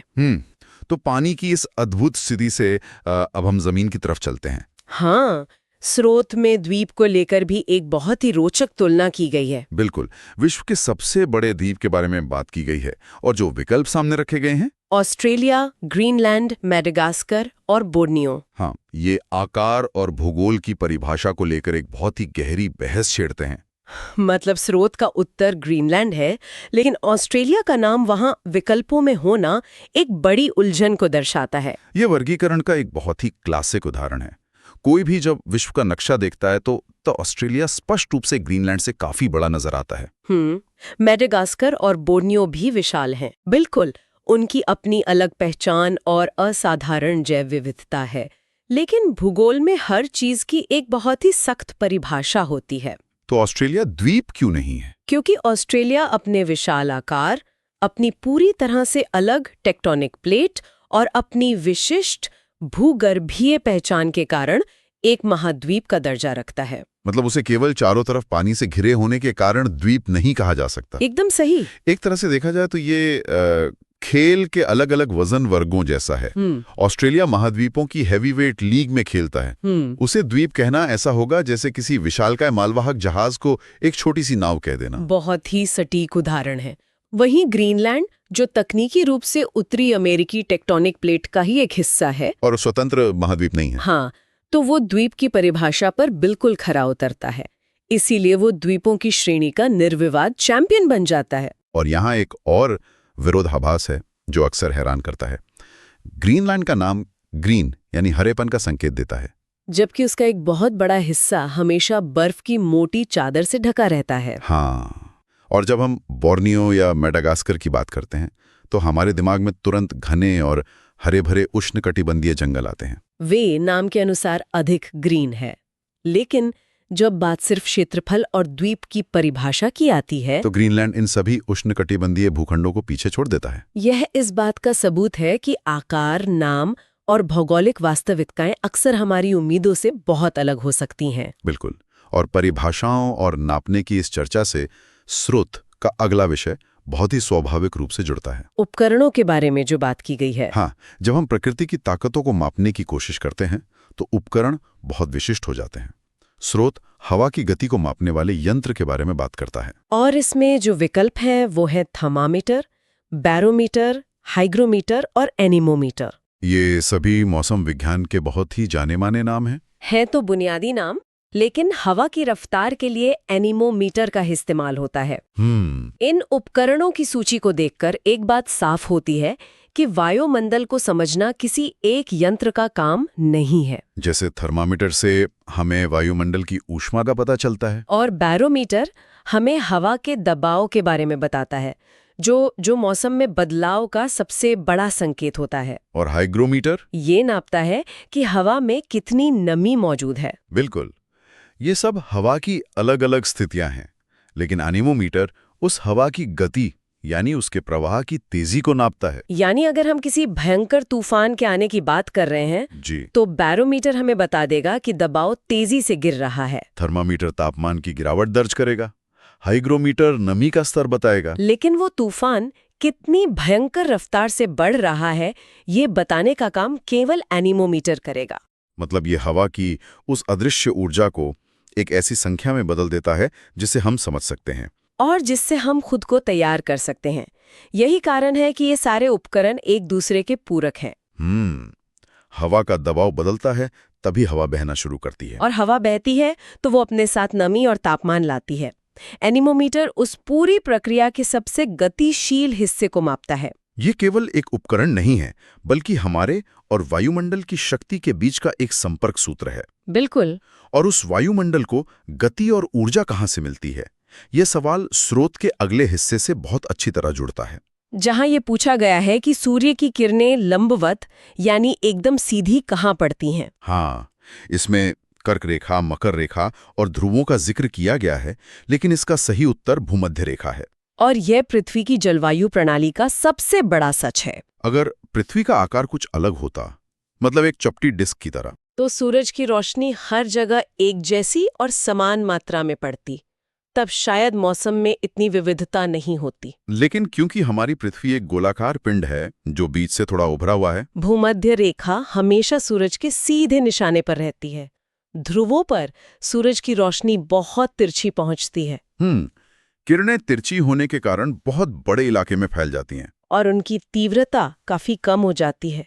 इसीलिए वहां हमेशा बर्फ जमी रहती है और भयंकर ठंड होती है। ये बिल्कुल वैसा ही है जैसे अगर किसी टॉर्च की रोशनी सीधे किसी दीवार पर मारी जाए तो रोशनी एक छोटी जगह पर बहुत तेज होती है, और अगर उसी टॉर्च को तिरछा कर दिया जाए तो रोशनी एक बड़े हिस्से में फैल जाती है और उसकी चमक कमजोर हो जाती है। बिल्कुल, भूमध्य रेखा पर साल भर वो सीधी टॉर्च की रोशनी पड़ती है। यही वो गर्मी है जो महासागरों के पानी को भाप बनाती है, बड़े बड़े बादलों को जन्म देती है और वैश्विक हवाओं को गति देती है। कर्क और मकर रेखाएं इस प्रणाली में एक तरह की सीमा का काम करती हैं। पृथ्वी के अपने अक्ष पर थोड़ा झुके होने के कारण सूरज की सीधी किरणें कर्क और मकर रेखाओं के बीच ही झूलती रहती हैं। यही वजह है कि ये पूरा उष्ण कटिबंधीय इलाका इतना गर्म और ऊर्जा से भरा रहता है। और भूमध्य रेखा पर पड़ने वाली ये ऊर्जा ही जलवायु चक्र का मुख्य इंजन है। इसके बिना पृथ्वी पूरी तरह से शांत और ठंडी हो जाती। तो सूरज की इस गर्मी और ऊर्जा के बाद स्रोत समुद्र की उन विशाल लहरों पर रोशनी डालता है जिन्हें हम ज्वार भाटा या टाइड्स कहते हैं। यहाँ जो विकल्प दिए गए हैं वे बहुत ही आम धारणाओं को चुनौती देते हैं। हवा, सूर्य और पृथ्वी का घूर्णन ये सभी समुद्र को प्रभावित करते हैं, लेकिन ज्वार भाटा का जो मुख्य कारण बताया गया है वो चंद्रमा है। ये खगोल विज्ञान का एक शानदार विरोधाभास है। सूरज आकार में चंद्रमा से इतना बड़ा है कि उसकी कोई तुलना ही नहीं की जा सकती। अगर हम सिर्फ आकार और समग्र गुरुत्वाकर्षण बल को देखें तो सूरज को पानी को सबसे ज्यादा खींचना चाहिए, लेकिन यहाँ दूरी का नियम लागू होता है। चंद्रमा भले ही बहुत छोटा है, लेकिन वो पृथ्वी के इतने करीब है कि उसका गुरुत्वाकर्षण बल पृथ्वी के समुद्र के पानी पर एक बहुत ही तीव्र और स्थानीय खिंचाव पैदा करता है। एकदम सही। आमतौर पे जब समुद्र किनारे खड़े होते हैं तो लोग हवा को ही पानी की हलचल का कारण मान लेते हैं। तेज हवाएं बड़ी लहरें पैदा भी करती हैं, लेकिन ज्वार भाटा कोई साधारण लहर नहीं है। ये सचमुच महासागरों के पूरे जल स्तर का लयबद्ध तरीके से ऊपर उठना और फिर नीचे जाना। और पृथ्वी के घूर्णन की बात करें तो वो पानी के इस खिंचाव को दुनिया भर के तटों पर अलग अलग समय पर महसूस कराता है, क्योंकि पृथ्वी घूम रही है और पानी का वो उभार दुनिया के अलग अलग हिस्सों से टकराता है। लेकिन उस उभार को बनाने वाला असली बल चंद्रमा ही है। सूर्य का भी प्रभाव होता है जो ज्वार भाटे की ऊंचाई को कम या ज्यादा कर सकता है, लेकिन वो एक सहायक भूमिका है। मुख्य भूमिका चंद्रमा की है। ये इस बात का प्रमाण है कि हमारा ग्रह अंतरिक्ष में अकेला काम नहीं कर रहा है। हमारे आसपास के खगोलीय पिंड सीधे तौर पर हमारी पृथ्वी की अवस्था को नियंत्रित कर रहे हैं। चंद्रमा की शक्ति के बिना हमारे तटीय इकोसिस्टम और समुद्र की कार्यप्रणाली पूरी तरह से अलग होती। बिल्कुल। समुद्र की इस हलचल से अब सीधे आसमान से गिरने वाले पानी यानी बारिश पर आते हैं। स्रोत में भारत के सबसे अधिक वर्षा वाले स्थान का उल्लेख किया गया है। और यहाँ एक बहुत ही दिलचस्प ऐतिहासिक बदलाव देखने को मिलता है। हाँ, चेरापूंजी, मौसिनराम, कोहिमा और इम्फाल के नाम दिए गए हैं। एक लंबा समय था जब पुरानी किताबों में हर कोई चेरापूंजी का नाम पढ़ता था, लेकिन आज के सटीक डेटा के अनुसार मौसिनराम ने वो जगह ले ली है। यह विज्ञान और मापन के बेहतर होने का एक बहुत ही बेहतरीन उदाहरण है। चेरापूंजी और मौसिनराम एक दूसरे के बहुत करीब हैं और दोनों ही मेघालय में स्थित है। इस पूरे क्षेत्र की भौगोलिक बनावट ही कुछ ऐसी है कि जब मानसूनी हवाएं भारी मात्रा में नमी लेकर आती हैं और हवा जैसी जैसे ऊपर उठती है वो ठंडी होती है और भारी बारिश के रूप में बरस जाती है। कोहिमा और इम्फाल भी पूर्वोत्तर भारत के महत्वपूर्ण शहर हैं और वहां भी भारी बारिश होती है, लेकिन मौसिनराम की घाटियों की आकृति कुछ खास है। हाँ, वो एक कीप या फनल की तरह काम करती है। वो बंगाल की खाड़ी से आने वाले बादलों को एक ही संकरी जगह पर फंसा लेती है, जिससे वहां बारिश का संकेंद्रण बहुत अधिक हो जाता है। ये जगह केवल बारिश का एक रिकॉर्ड नहीं है, बल्कि ये भौगोलिक बनावट और मौसम प्रणाली के एकदम सटीक तालमेल का नतीजा है। और चेरापूंजी से मौसिनराम तक का ये बदलाव हमें याद दिलाता है कि भूगोल कोई रुका हुआ विषय नहीं है। हमारे डेटा एकत्र करने के तरीके और उपकरण समय के साथ और अधिक सटीक होते जा रहे हैं। स्थलाकृति और पहाड़ों के उस संघर्ष की बात हो ही रही है तो स्रोत के अंतिम बिंदु पर विचार करना बहुत जरूरी है। ये तिब्बत के पठार के बारे में है। इसे लेकर जो विकल्प दिए गए हैं वो इसके अलग अलग पहलुओं को छूते हैं। पठारों का राजा, बर्फ का घर, रेगिस्तान और दुनिया की छत। लेकिन भौगोलिक दृष्टि से दुनिया की छत वो नाम है जो इसकी असली पहचान को सबसे अच्छी तरह बयां करता है। इस पठार की विशालता और ऊंचाई सचमुच हमारी आम कल्पना से परे है। ये इतना बड़ा है कि ये पूरे यूरेशियाई भूभाग की जलवायु को पूरी तरह से बदल देता है। बर्फ का घर इसके कुछ हिस्सों के लिए सही हो सकता है क्योंकि वहां हवा बहुत पतली और ठंडी होती है। और दुनिया की छत एक ऐसा व्यापक शब्द है जो बताता है कि ये विशाल पठार बाकी के महाद्वीप के ऊपर कैसे एक रक्षक छतरी की तरह काम करता है। ये पठार बादलों के रास्तों को रोकता है और एशिया की कुछ सबसे बड़ी नदियों के प्रवाह को दिशा देता है। सोचकर देखिए, अगर तिब्बत का पठार वहां नहीं होता तो भारत का मॉनसून जो हिमालय और इस पठार से टकराकर वापस लौटता है वो कैसा होता? शायद भारत की जलवायु से लेकर चीन के मौसम तक सब कुछ पूरी तरह से अलग होता। ये पठार सिर्फ एक ऊंची और ठंडी जमीन नहीं है, बल्कि ये एक नियंत्रक शक्ति है। ये देखना बहुत दिलचस्प है कि कैसे एक भौगोलिक संरचना करोड़ों लोगों के जीवन और कृषि चक्र को प्रभावित कर सकती है। स्रोत में इसे जिस तरह से दुनिया की छत कहा गया है, वो इसकी उस भव्यता को पूरी तरह से समेट लेता है जो ये समुद्र के नीचे की दुनिया। जी। तो हमारे स्रोत में पहला प्रश्न प्रवाल भित्ति यानी कोरल रीफ के बारे में है। यह बहुत ही महत्वपूर्ण विषय है। बिल्कुल। तो प्रश्न कुछ इस तरह है, विश्व की सबसे बड़ी प्रवाल भित्ति कौन सी है? और इसके विकल्प क्या दिए गए हैं? हाँ, यहाँ हमारे पास 4 बहुत ही प्रसिद्ध विकल्प हैं। ऑप्शन ए है बेलीज रीफ, ऑप्शन बी है रेड सी रीफ, ठीक है। ऑप्शन सी है ग्रेट बैरियर रीफ और ऑप्शन डी है मालदीव रीफ। तो जब हम समुद्री भूगोल का अध्ययन करते हैं तो ये चारों ही नाम बहुत प्रमुखता से सामने आते हैं। जी, सभी अपनी जगह पर खास हैं। बिल्कुल। लेकिन जब बात आकार और फैलाव की आती है तो एक स्पष्ट विजेता है। इसका सही उत्तर है option C, great barrier reef. Great barrier reef. जी, ये दुनिया की सबसे विशाल और महत्वपूर्ण प्रवाल भित्ति संरचना है जो भूगोल की दृष्टि से एक अद्भुत प्राकृतिक अजूबा है। ये सच में हमें इस बात का एहसास कराता है कि पानी के नीचे भी कितनी विशाल दुनिया मौजूद है। हाँ, प्रकृति का एक अलग ही रूप है वहाँ। सही कहा। अब समुद्र की इन गहराइयों से निकलकर हम प्रकृति के एक बहुत ही ऊर्जावान रूप की ओर चलते हैं, जलप्रपातों की तरफ। बिल्कुल। हमारा अगला प्रश्न जलप्रपात यानी वाटरफॉल्स के बारे में है। ये हमेशा से एक रोमांचक विषय रहा है। जी, तो प्रश्न है कि विश्व का सबसे ऊंचा जलप्रपात कौन सा है? और इसके लिए जो विकल्प हैं वे हैं ऑप्शन ए नियाग्रा फॉल्स, बहुत प्रसिद्ध है ये। जी, ऑप्शन बी है Victoria Falls, option C angel Falls और ऑप्शन डी है इग्वाजू फॉल्स। तो अक्सर लोग प्रसिद्धि के कारण नियाग्रा फॉल्स को ही सबसे ऊंचा मान लेते हैं। हाँ, वो बहुत लोकप्रिय जो है। लेकिन भूगोल में जो सबसे प्रसिद्ध है जरूरी नहीं कि वो पैमानों पर भी सबसे आगे हो। इसका सही जवाब क्या होगा? इसका सही उत्तर है विकल्प C, angel falls. Angel falls. जी, ऊंचाई के मामले में एंजल फॉल्स दुनिया के बाकी सभी जलप्रपातों को पीछे छोड़ देता है, जो इसे पृथ्वी की सबसे शानदार भौगोलिक आकृतियों में से एक बनाता है। मतलब जब पानी इतनी अधिक ऊंचाई से गिरता है जी, तो वो एक असाधारण घटना बन जाता है। बिल्कुल। ऊंचाई का यही पैमाना ही इसे इतना खास बनाता है। ये बहुत ही दिलचस्प है। अब पानी के इस ऊर्ध्वाधर बहाव से चलिए उस पानी की बात करते हैं जो पहाड़ों को काटता है। हाँ, नदी घाटियों की ओर बढ़ते हैं। जी, तो हमारा तीसरा प्रश्न भारतीय भूगोल से गहराई से जुड़ा है। ये बहुत अच्छा है। प्रश्न है, भारत की सबसे गहरी नदी घाटी किस नदी से जुड़ी है? और इसके लिए हमारे पास कौन सी नदियों के नाम हैं? हमारे पास 4 बहुत ही प्रमुख नदियां हैं।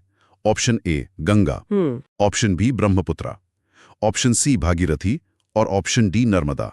ये सभी नदियां भारतीय परिदृश्य को आकार देने में बहुत बड़ी भूमिका निभाती हैं। जी बिल्कुल। गंगा और ब्रह्मपुत्र तो अपने विशाल मैदानी इलाकों के लिए ज्यादा जानी जाती हैं। तो फिर सबसे गहरी घाटी के मामले में सही उत्तर क्या है? इसका सही उत्तर है विकल्प सी, भागीरथी। भागीरथी नदी। हाँ, भारतीय भूगोल में भागीरथी नदी द्वारा बनाई गई ये घाटी अपनी गहराई और प्राकृतिक संरचना के लिए बेहद खास मानी जाती है। सच में पानी की उस ताकत की कल्पना करना ही रोमांचक है। बिल्कुल, ये लाखों सालों की प्रक्रिया का परिणाम होता है। जी, अब इन गहरी घाटियों से निकलकर हम सीधे आसमान छूते शिखरों की ओर चलते हैं, हिमालय की चोटियों की तरफ। एकदम सही पहचाना। हमारा अगला विषय हिमालय की सबसे ऊंची चोटी के बारे में है। ये तो हर भूगोल प्रेमी का पसंदीदा विषय होता है। जी, तो प्रश्न है हिमालय की सबसे ऊंची चोटी कौन सी है? विकल्प क्या है इसके? इसके विकल्प बहुत ही शानदार हैं। Option A Kanchenjunga, option B Makalu, option C mount Everest और ऑप्शन डी धौलागिरी। वैसे तो ये चारों ही चोटियां किसी को भी अपनी भव्यता से अचंभित कर सकती हैं। बिल्कुल, पर्वतारोहण के नजरिए से भी ये बहुत खास हैं। लेकिन जब हम पृथ्वी के सबसे ऊंचे बिंदु की बात कर रहे होते हैं तो वहां कोई भ्रम नहीं होता।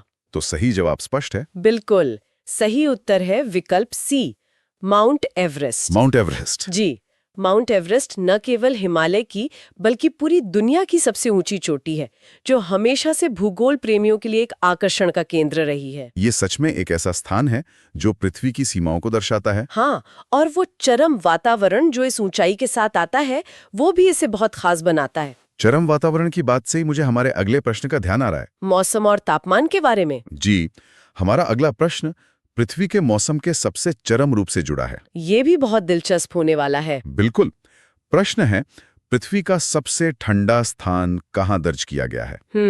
इसके लिए हमारे पास 4 बहुत ही दुर्गम इलाकों के विकल्प हैं।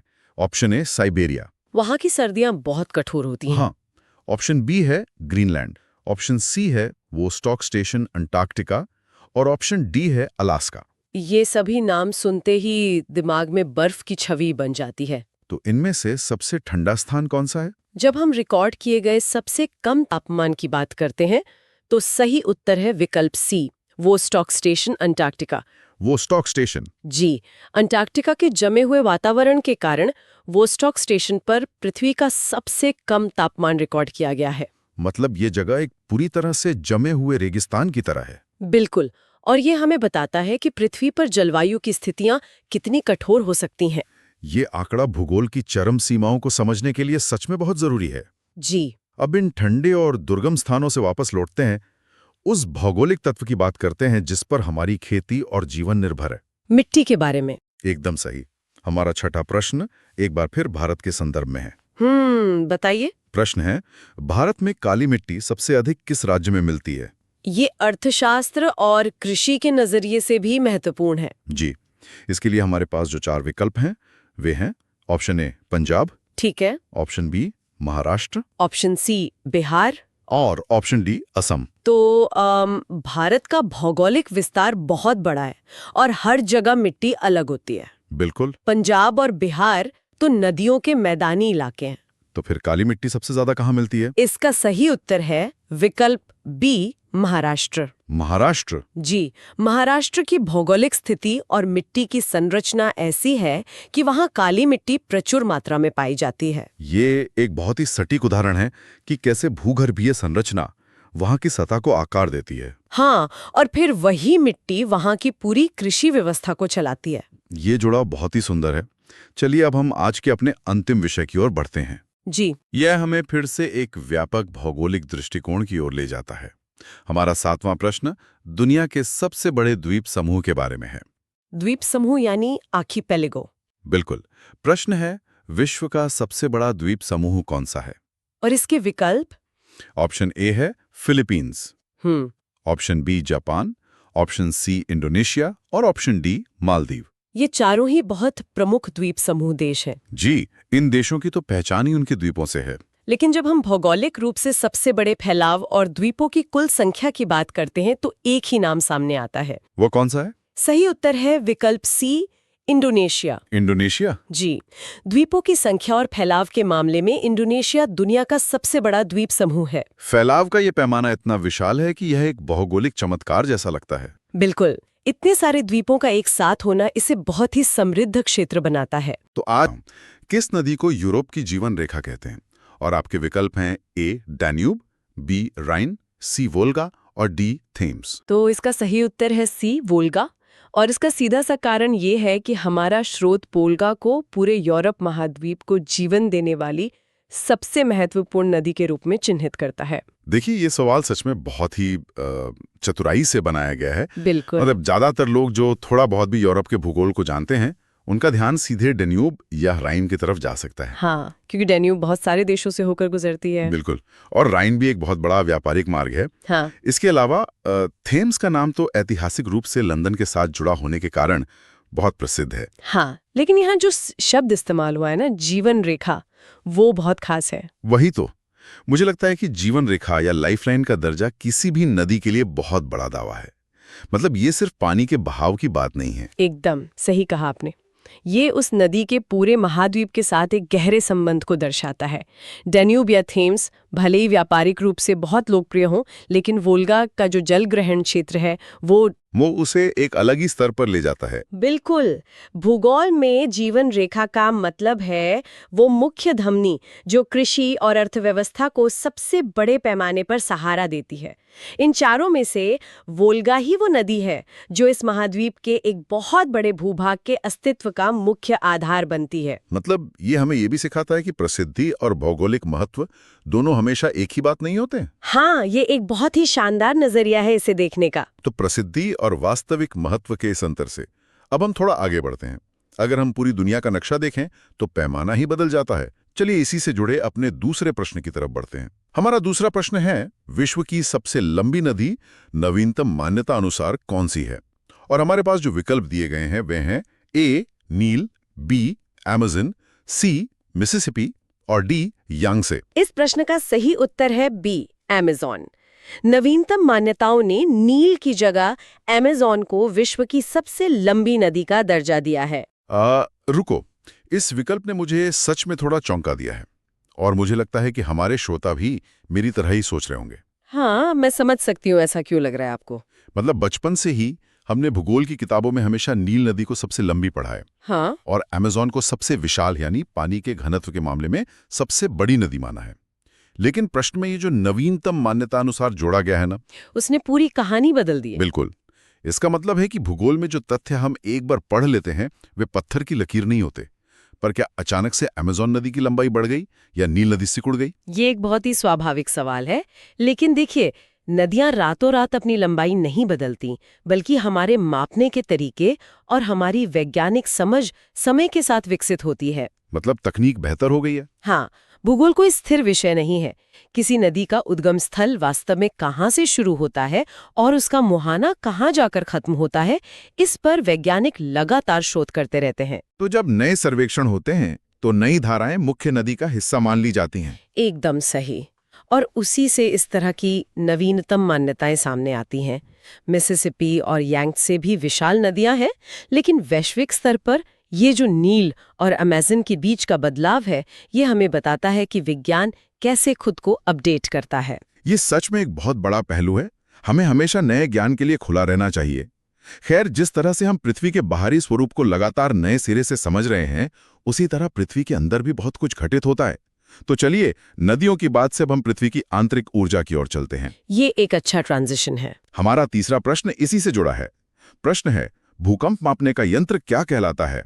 और विकल्प इस प्रकार हैं: ए बैरोमीटर, बी सेस्मोग्राफ, सी एनीमोमीटर और डी हाइग्रोमीटर। इसका सही उत्तर है बी सिस्मोग्राफ।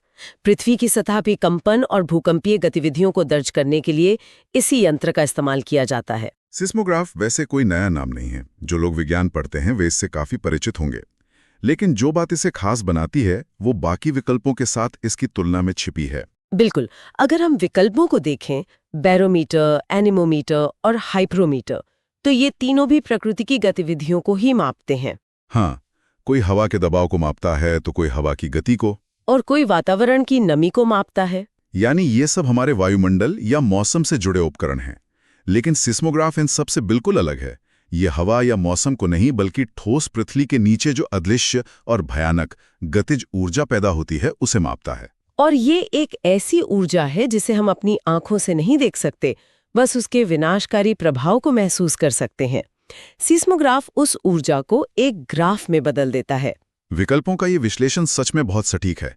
वायुमंडल की गतिविधियों को मापना एक अलग चुनौती है, लेकिन पृथ्वी की टेक्टोनिक प्लेटों के खिसकने से पैदा होने वाले कंपन को दर्ज करना एक पूरी तरह से अलग विज्ञान है। हाँ, और सिस्मोग्राफ की अहमियत सिर्फ ये नहीं है कि वो हमें भूकंप आने की जानकारी देता है, बल्कि ये वो महत्वपूर्ण डेटा प्रदान करता है जिससे हम पृथ्वी की आंतरिक संरचना को समझ पाते हैं। मतलब बैरोमीटर या हाइग्रोमीटर हमें मौसम की भविष्यवाणी करने में मदद करते हैं, लेकिन सिस्मोग्राफ हमें ये बताता है कि जिस जमीन पर हम खड़े हैं वो कितनी अस्थिर हो सकती है। ये विज्ञान की बहुत बड़ी उपलब्धि है कि हम उस कंपन को उकेर सकते हैं। और ये डेटा हमारे बुनियादी ढांचे की सुरक्षा के लिए कितना जरूरी है ये हम सब जानते हैं।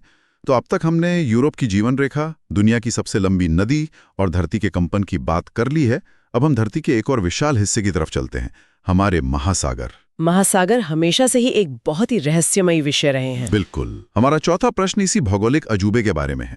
प्रश्न है, सबसे अधिक महासागर गहराई किस महासागर में पाई जाती है? हमारे विकल्प हैं ए अटलांटिक, बी हिंद महासागर, सी प्रशांत महासागर और डी आर्कटिक। इस प्रश्न का सही उत्तर है सी प्रशांत महासागर। हमारी पृथ्वी के सभी महासागरों में सबसे गहरा हिस्सा इसी प्रशांत महासागर के भीतर स्थित है।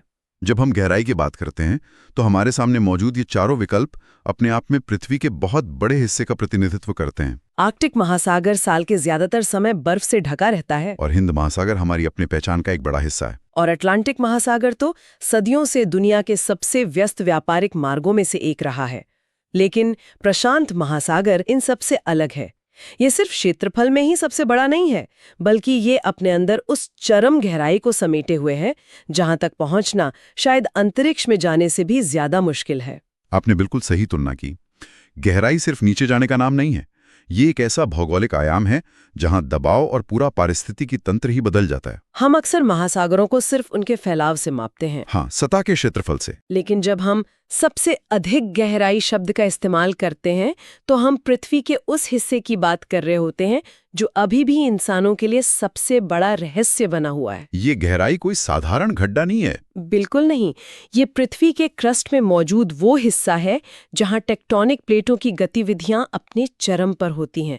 अटलांटिक या हिंद महासागर भी गहरे हैं, लेकिन प्रशांत महासागर की वो विशिष्ट गहराई ये साबित करती है कि हमारी पृथ्वी का स्वरूप कितना असमान है। ये कल्पना ही अपने आप में रोंगटे खड़े कर देने वाली है कि प्रशांत महासागर की उस चरम गहराई में कैसा जीवन मौजूद होगा। पानी की इस अथाह गहराई से निकलकर अब हम थोड़ा ऊपर की तरफ चलते हैं, उस हवा की तरफ जिसमें हम सांस लेते हैं, जो हमारे इस पूरे ग्रह को रहने लायक बनाती है। सही कहा।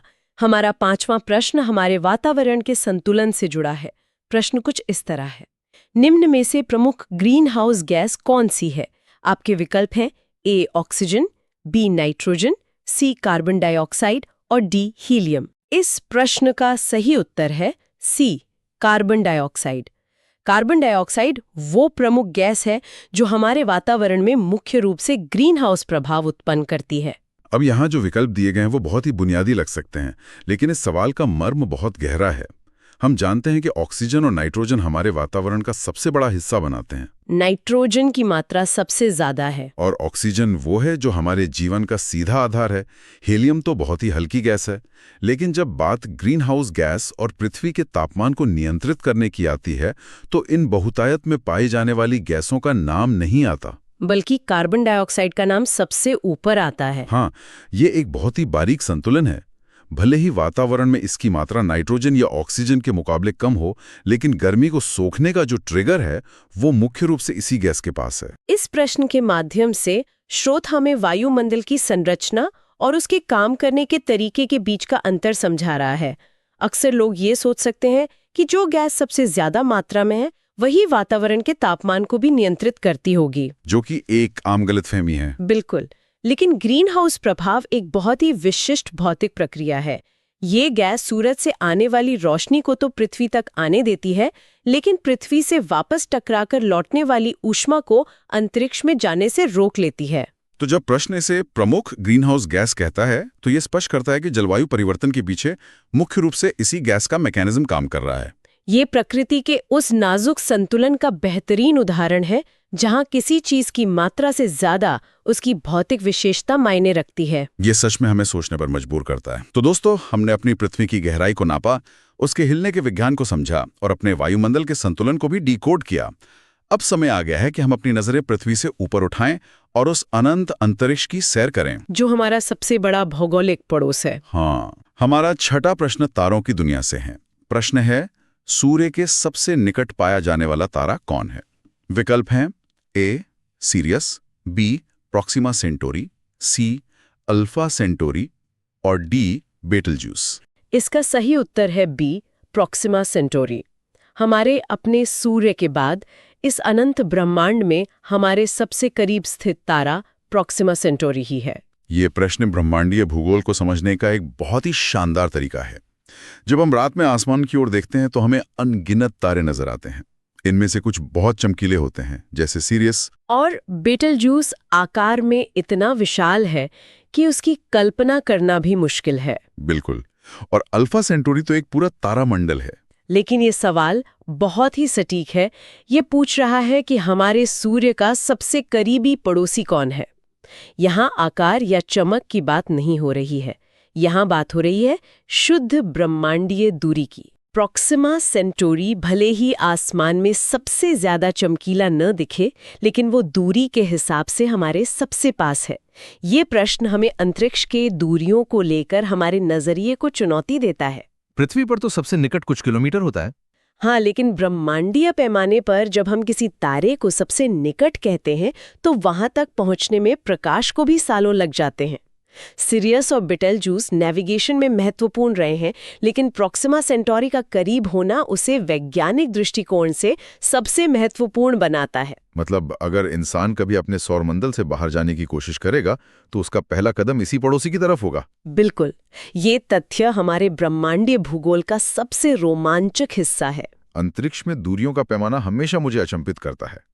खैर, ब्रह्मांड की इस विशालता को महसूस करने के बाद चलिए अब हम वापस लौटते हैं अपनी पृथ्वी पर, और विशेष रूप से अपने देश भारत की ओर। भारत के भूगोल पर बात करना हमेशा खास होता है। हमारा 7वां और अंतिम प्रश्न हमारे देश की सीमाओं से जुड़ा है। प्रश्न है, भारत का दक्षिणतम बिंदु कौन सा है? हमारे विकल्प हैं ए कन्याकुमारी, बी इंदिरा पॉइंट, सी लक्षद्वीप और डी रामेश्वरम। इस प्रश्न का सही उत्तर है बी इंदिरा पॉइंट। भारत के भौगोलिक विस्तार में सबसे दक्षिणी छोर पर स्थित बिंदु को इंदिरा पॉइंट ही माना जाता है। अक्सर लोग मुख्य भूमि और देश के संपूर्ण भौगोलिक विस्तार के बीच कंफ्यूज हो जाते हैं। जब भी दक्षिणी छोर की बात आती है तो हम तुरंत कश्मीर से कन्याकुमारी मुहावरे के कारण कन्याकुमारी के बारे में सोचने लगते हैं, जो कि बहुत ही आम बात है। कन्याकुमारी और रामेश्वरम हमारी मुख्य भूमि के बहुत ही महत्वपूर्ण हिस्से हैं। और लक्षद्वीप एक अहम द्वीप समूह है। लेकिन प्रश्न में दक्षिणतम बिंदु पूछा गया है। इसका मतलब है कि अगर हम भारत के संपूर्ण संप्रभु क्षेत्र को नक्शे पर देखें, जिसमें हमारे सारे द्वीप भी शामिल हैं, तो वो आखिरी जमीन का टुकड़ा जो भारत का हिस्सा है वो इंदिरा पॉइंट है। ये हमें याद दिलाता है कि हमारी सीमाएं वहां खत्म नहीं होती जहां हमारी मुख्य भूमि खत्म होती है। अंडमान और निकोबार द्वीप समूह भारत का एक अभिन्न अंग है और उसी श्रृंखला में स्थित इंदिरा पॉइंट वो अंतिम अक्षांश है जो भारत की पहचान को परिभाषित करता है। ये सटीकता ही भूगोल को एक विज्ञान बनाती है। मुख्य भूमि का दक्षिणी छोर और देश का दक्षिणतम बिंदु, ये दोनों सुनने में एक जैसे लग सकते हैं, लेकिन नक्शे पर ये सैकड़ों किलोमीटर दूर हैं। बिल्कुल। स्रोत का ये उत्तर हमें सिखाता है कि भूगोल पढ़ते समय शब्दों के सटीक अर्थ पर ध्यान देना चाहिए। प्रश्न ये है, विश्व का सबसे बड़ा प्रायद्वीप कौन सा है? अच्छा। और दोस्तों, विकल्प हैं ए भारतीय, बी स्कैंडिनेवियाई, सी अरब प्रायद्वीप या फिर डी इबेरियन। तो इसका सही उत्तर है सी अरब प्रायद्वीप। और अगर इसे हम आसान भाषा में समझें तो प्रायद्वीप वो भूभाग होता है जो 3 तरफ से पानी से घिरा हो, और अरब प्रायद्वीप इस मामले में दुनिया में सबसे विशाल है। क्या बात है! मतलब अगर हम नक्शे को ध्यान से देखें तो एक तरफ लाल सागर है, हाँ, दूसरी तरफ फारस की खाड़ी है और दक्षिण में अरब सागर है। बिल्कुल सही कहा आपने। और ये सिर्फ एक बड़ा जमीनी हिस्सा नहीं है, बल्कि वहां के रेगिस्तानों के नीचे जो तेल के भंडार हैं वो आज पूरी दुनिया की अर्थव्यवस्था चला रहे हैं। हाँ, और भूगर्भीय इतिहास के नजरिए से देखें तो ये प्रायद्वीप टेक्टोनिक प्लेटों के खिसकने का एक बहुत बड़ा उदाहरण है। लाखों साल पहले ये भूभाग अफ्रीका का ही हिस्सा था, लेकिन फिर दरार पड़ी और लाल सागर बन गया। मतलब ये आज भी खिसक रहा है? बिल्कुल, हर साल कुछ सेंटीमीटर। कमाल की बात है। खैर, चलिए अब अपने दूसरे प्रश्न की ओर बढ़ते हैं। ठीक है। ये प्रश्न हमारे मौसम से जुड़ा है। प्रश्न है, लू नामक गर्म हवा मुख्यतः कहाँ चलती है? विकल्प हैं ए दक्षिण भारत, बी तटीय क्षेत्र, सी उत्तर भारत या डी पूर्वोत्तर भारत। यहाँ सबसे दिलचस्प बात यह है कि इसका सही उत्तर सी उत्तर भारत है। हाँ, उत्तर भारत। इसका एक लाइन का स्पष्टीकरण यह है कि ये गर्मियों के मौसम में चलने वाली बेहद गर्म और शुष्क हवा है जो उत्तर भारत के मैदानी इलाकों को प्रभावित करती है। और जो लोग उत्तर भारत में रहते हैं, मतलब मई जून में, तो लू से बचना बहुत मुश्किल हो जाता है। एकदम सही बात है। यह हवा असल में पश्चिम से जैसे थार के रेगिस्तान से उठती है, जहां रेत भट्टी की तरह गर्म हो जाती है। हाँ, और वहां कम दबाव का क्षेत्र बन जाता है जो इस गर्म हवा को मैदानी इलाकों की तरफ खींच लाता है। बिल्कुल। वैसे देखा जाए तो इसका फायदा भी है। जैसे आम के पकने के लिए ये गर्मी बहुत जरूरी होती है। अरे हाँ, गर्मियों के आम और हमारी पुरानी वास्तुकला में भी जो मोटे दीवारों वाले घर होते थे वो इसी लू से बचने के लिए बनाए जाते थे। सही कहा। तो अब सतह के हवाओं से नीचे सीधे पृथ्वी के अंदर चलते हैं। चलिए। तो दोस्तों, हमारा तीसरा प्रश्न है, पूरी ऊर्जा के साथ पूछता हूं, पृथ्वी का औसत घनत्व लगभग कितना है? बहुत ही तकनीकी सवाल है। विकल्प हैं ए 3.5 ग्राम प्रति घन सेंटीमीटर, बी 4.5 ग्राम प्रति घन सेंटीमीटर, सी 5.5 ग्राम प्रति घन सेंटीमीटर या डी 6.5 ग्राम प्रति घन सेंटीमीटर। तो इसका सही उत्तर सी 5.5 ग्राम प्रति घन सेंटीमीटर है। अच्छा, अगर इसे आसानी से समझें तो यह घनत्व पृथ्वी को हमारे पूरे सौर मंडल का सबसे सघन यानी डेंसेस्ट ग्रह बनाता है। मतलब पूरे सौर मंडल में सबसे ज्यादा सघन? बिल्कुल। ये सुनने में एक छोटा सा आंकड़ा लगता है। हाँ, लेकिन इसी के वजह से हमारा अस्तित्व है। हाँ, क्योंकि पृथ्वी के केंद्र में पिघला हुआ लोहा और निकल है जो इतना भारी है कि वो इस घनत्व को संभव बनाता है। और इसी पिघले हुए लोहे के घूमने से पृथ्वी का चुंबकीय क्षेत्र बनता है ना? एकदम सही। और उसी चुंबकीय ढाल की वजह से सूर्य से आने वाली खतरनाक किरणें हमारे वायुमंडल को खत्म नहीं कर पाती। मतलब अगर घनत्व कम होता तो शायद पृथ्वी भी मंगल ग्रह की तरह बंजर होती। बिल्कुल, कोई जीवन नहीं होता।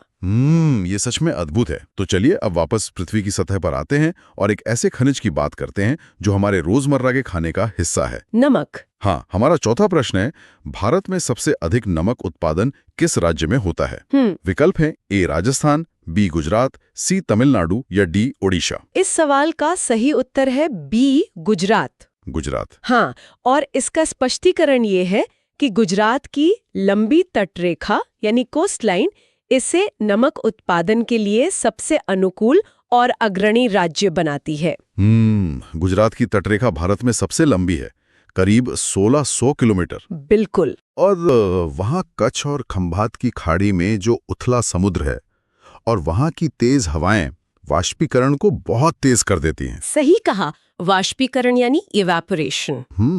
और आपको पता ही होगा, देश का लगभग 70% नमक यहीं से आता है। और ऐतिहासिक रूप से भी नमक का बहुत बड़ा महत्व रहा है। हाँ, दांडी मार्च। बिल्कुल, दांडी मार्च एक बहुत बड़ा उदाहरण है कि कैसे एक भौगोलिक संसाधन ने इतना बड़ा आंदोलन खड़ा कर दिया। सच में। तो चलिए समुद्री किनारों से अब समुद्र के बिल्कुल बीच में और उसकी गहराइयों में गोता लगाते हैं। ये मेरा पसंदीदा विषय है। हाँ, तो रहस्यमयी गहराइयों से जुड़ा हमारा पांचवां प्रश्न है, महासागर की सबसे गहरी जगह चैलेंजर डीप किस गर्त में है?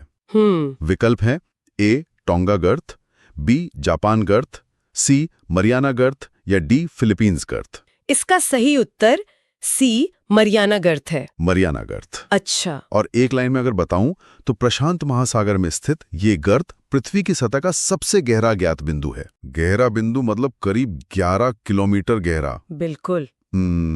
अगर हम माउंट एवरेस्ट को भी इसमें डाल दें तो भी उसके ऊपर 2 किलोमीटर पानी बच जाएगा। हाँ, सोचिए वहाँ दबाव कितना ज्यादा होगा। बहुत ज्यादा। सतह से लगभग 1000 गुना ज्यादा दबाव और खूब अंधेरा। लेकिन वहां भी जीवन है ना? यही तो सबसे चौंकाने वाली बात है।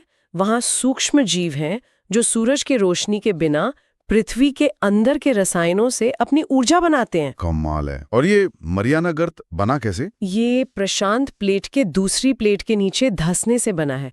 विवर्तनिक प्लेटों के टकराने का नतीजा है। प्रकृति सच में बहुत रहस्यमयी है। खैर, अब महासागरों की इन गहराइयों से निकलकर हम व्यापार की दुनिया में आते हैं। बिल्कुल। हमारा छठा प्रश्न व्यापार और भूगोल को जोड़ता है। प्रश्न है, विश्व का सबसे बड़ा कार्गो बंदरगाह कौन सा है?